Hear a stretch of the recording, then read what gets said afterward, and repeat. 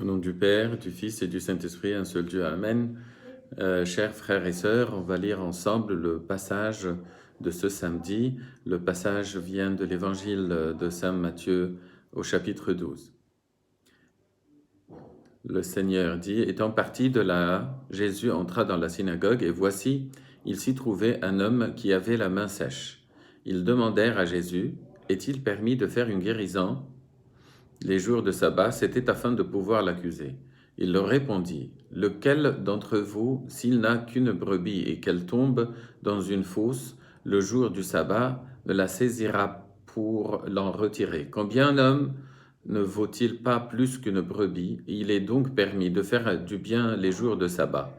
Alors il dit à l'homme, étends ta main, il l'étendit, et elle devint saine comme l'autre. Les pharisiens sortirent et ils se consultèrent sur les moyens de le faire périr. Mais Jésus, l'ayant su, s'éloigna de ce lieu. Une grande foule le suivit, il guérit tous les malades et le recommanda sévèrement de ne pas le faire connaître afin que s'accomplisse ce qui avait été annoncé par Isaïe le prophète. Voici mon serviteur que j'ai choisi, mon bien-aimé, en qui mon âme a pris plaisir. Je mettrai mon esprit sur lui, il annoncera la justice aux nations.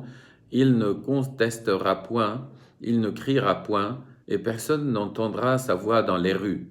Il ne brisera point le roseau cassé, et il n'étendra point le lumignon qui fume, jusqu'à ce qu'il fasse triompher la justice et les nations espérant en son nom. Que la gloire soit à son nom. Amen. Comme vous voyez, le passage d'aujourd'hui nous parle essentiellement du Seigneur, mais le Seigneur ici est un bon exemple pour chacun d'entre vous pour vivre comme un bon chrétien. En réalité, c'est le but de ce passage et des autres lectures de ce samedi, le samedi 28 tout bas. Le samedi 28 bas.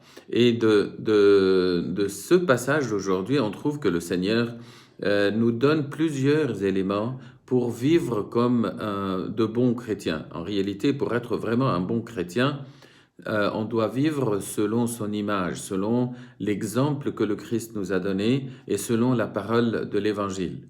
Et c'est pour cela la première discussion se passe dans une synagogue et la discussion est autour est-ce qu'on doit faire du bien ou du mal le jour du sabbat. Le jour du sabbat, c'est le jour du Seigneur pour les Juifs et le jour du sabbat, ça veut dire le jour du repos. En réalité, ce repos, le Seigneur l'a fait dans la création pour avoir cette possibilité de se retourner vers lui, de connaître que le repos d'un homme se trouve en Dieu. Et comme ce repos, c'est une période où le Seigneur est le plus important, ça veut dire on consacre toute cette période pour passer le temps avec le Seigneur, alors la meilleure des choses, c'est de faire des choses bien. Ça veut dire que le sabbat s'accomplit si on fait dans ce sabbat du bien pour les autres. C'est pour cela, quand il lui pose cette question, il leur répond par une autre question qui vient aussi également de l'Écriture. Il dit, lequel d'entre vous, s'il a une brebis qu'elle tombe dans une fosse le jour du sabbat, ne la saisira pas pour l'en retirer? Et ça veut dire que l'homme ne va pas faire du bien seulement à un prochain, il va faire ce bien même à son animal, il va sauver sa brebis, il va donner à boire à son taureau et à son âne. C'est important de voir que le Seigneur veut que le jour du sabbat, le jour du Seigneur, soit un jour dans lequel par notre connaissance et notre approfondissement de cette connaissance et cette relation avec Dieu, nous lançons dans un acte de bien. C'est pour cela qu'il est important pour un chrétien deux choses jusqu'à maintenant dans ce texte. Un, connaître la parole de Dieu, parce que parfois les tentations du malin viennent et nous devons répondre à travers la parole de Dieu. Deux, être sûr que le Seigneur veut qu'on vive pour faire du bien. Ça veut dire toute personne qui essaye de faire du bien écoute le Seigneur. Mais il faut faire ce bien à travers la compréhension de la parole de Dieu. Parce que les pharisiens pensaient que le bien était de ne rien faire. Mais en réalité, ce qui était meilleur de faire, c'est de faire du bien au nom du Seigneur, comme le Seigneur le souhaite.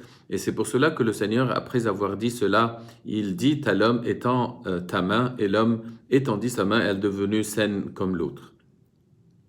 Et alors, on voit quoi dans le texte? On voit que les pharisiens sortirent et ils consultèrent sur les moyens de les faire périr. Alors, eux qui ne veulent pas que le Seigneur agisse dans le jour du sabbat, ils agissent eux-mêmes différemment, ils font quelque chose de mal, ils complotent pour le faire périr. Alors, au lieu de faire le bien, ils choisissent de faire le mal et pensent que cela est bon pour le sabbat.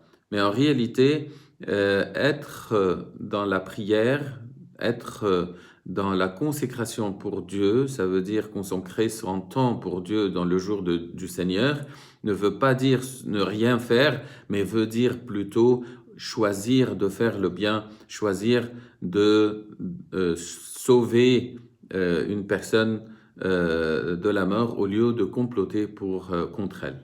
C'est pour cela que, après avoir vu cela, beaucoup de gens ramenèrent leurs malades pour qu'ils soient guéris et il guérit tout le monde. Mais c'était pas au but de faire une renommée, et c'est pour cela que le Saint Matthieu nous parle de cette prophétie qui parle du Seigneur en disant: Voici mon serviteur que j'ai choisi, mon bien-aimé, en qui mon âme a pris plaisir. Je mettrai mon esprit sur lui, il annoncera la justice aux nations, il ne contestera point, il ne criera point, et personne n'entendra sa voix dans les rues. Ça, c'est un deuxième élément très important dans notre vie chrétienne pour imiter le Seigneur. En réalité, la personne chrétienne doit apprendre du Seigneur à ne pas chercher à se vanter, à ne pas essayer de prouver qu'elle est juste seulement par des paroles ou par une voix haute, de crier. C'est pour cela qu'on dit de lui qu'il ne conteste point, qu'il ne crie point et que personne n'entend sa voix dans les rues. Alors essayez de vous tourner vraiment dans tout ce que vous faites vers le Seigneur. Ne cherchez pas que les gens vous flattent, ne cherchez pas que les gens disent seulement des choses de vous. Essayez de faire ce que le Seigneur trouvera bon, essayez de faire le bien pour les autres, mais ne cherchez pas la récompense dans leurs paroles.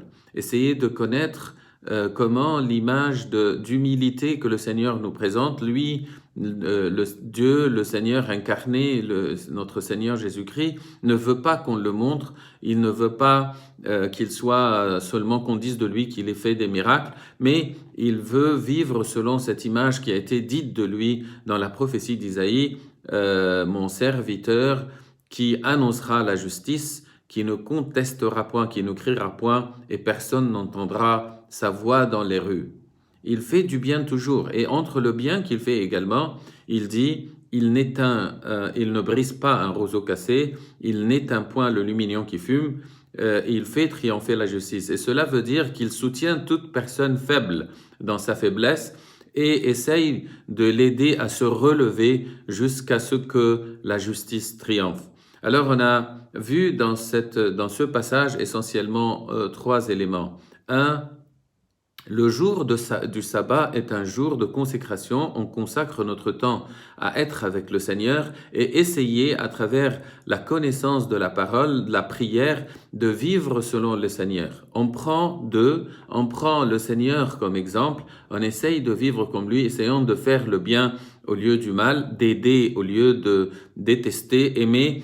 On essaye de faire l'image du Seigneur dans notre vie. 3, ce n'est pas la renommée qu'on cherche, on essaye seulement d'être à l'image du Christ, mais on ne cherche pas que les gens nous applaudissent, qu'ils disent du bien de nous. On essaye de faire le bien sans même être reconnu, c'est pas ça l'important. 3 images que le Seigneur nous donne dans le passage de l'évangile de ce jour pour nous aider à vivre comme de vrais chrétiens. Que la gloire soit à son nom. Amen. Au nom du Père, du Fils et du Saint-Esprit, un seul Dieu. Amen.